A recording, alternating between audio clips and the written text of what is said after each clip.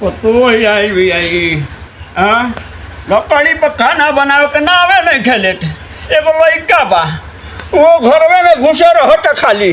हाँ है बुढ़ारी में हमको लकड़ी ढोआवा ताना सही कुछ घरवा में कौन ताना सही इतना भार।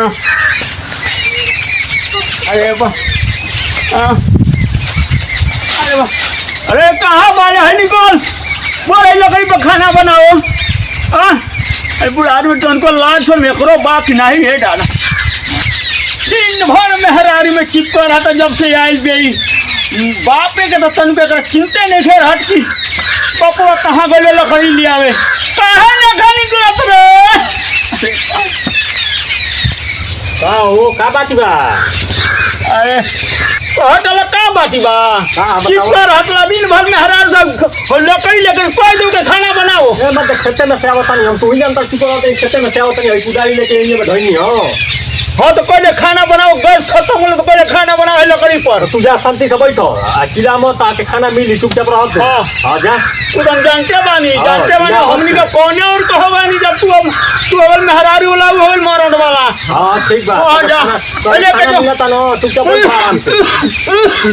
जा भागो लेके जा धर तनी जा। अरे मैं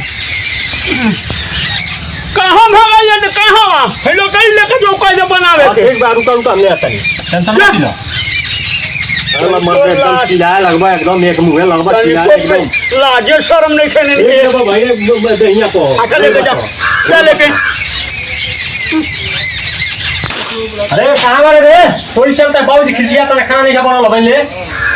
का हो का जग बकबकाता बाबूजी खिसिया तब तक आ रहले चलो खाना बनाओ होई हम खाना बनाए बाबूजी के दे देले बना का हां तो खाना होई ना बनाबू खाना ना बनाबू एकदम खाना बनाओ ले जाए लोग खाना बनाओ दे देले बना का तारा के नहीं खाना बनाओ कोई ले जाए बनवा के लिए तब खाना बनी तो बस नहीं है लकड़ी बनी खाना लकड़ी पर ना बनते ना बनी खाना बनी ना बनी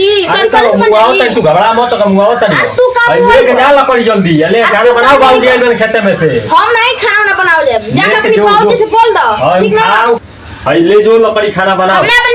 बना जा वापस कर दो जैसन मेहरारू मिल गए का मुझे एकदम परेशान हो गइल बनी एकरा से का कहीं खाना कहते लकड़ी पे तो बनाते नहीं खे खाना का करी हम बताओ ना हम ना बना जा अपनी वापस कर दो गैस भरा का बताओ हमें कई चलते बाप बदनामी करता है एक चलते कहता कि सुतल रहता बैठल रहता बताओ हम का करी एकदम परेशान बनी बापों के चलते बदनाम हो गई हम का घरवा में का लड़ाई करता से दादा तंचली देखी हमरो कर्म जरिए गेले सन बेटा पतो से का हरे का लड़ाई कर दे कौन चीज का ये लकड़ी लेके तो कहते खाना ना बनाए वैसे बनाए लकड़ी पे ना बनाई काहे ना बनेबे और बाबूजी को देले बना का दो कि जाके हम खाना बनाए चूल्ही पे हां देखो नहीं ना ना ले लो एक खाता ना दो अरे तो भाई तो हम का नहीं कर माई बाप इसने सिखले कर रहा बनाओ जा बना ले भाई ने जा और चलो मैं पटो ले की सन का करो पटोई अरे पटो ले के बन के खान दहेज ले हेतना दहेज लेने को 20 लाख ले दहेज हम जितना लगोले बनी लेम नहीं होतना पटना लगा पढ़ा लिखा के तो इतना पढ़ के तुम लेम ना हम जा गैस भरा वो कथि चाहे पर बकरा के चाहबो जा हां अनेरे हमको मजा लेतन सब हम बुढ़ारी में हमरा के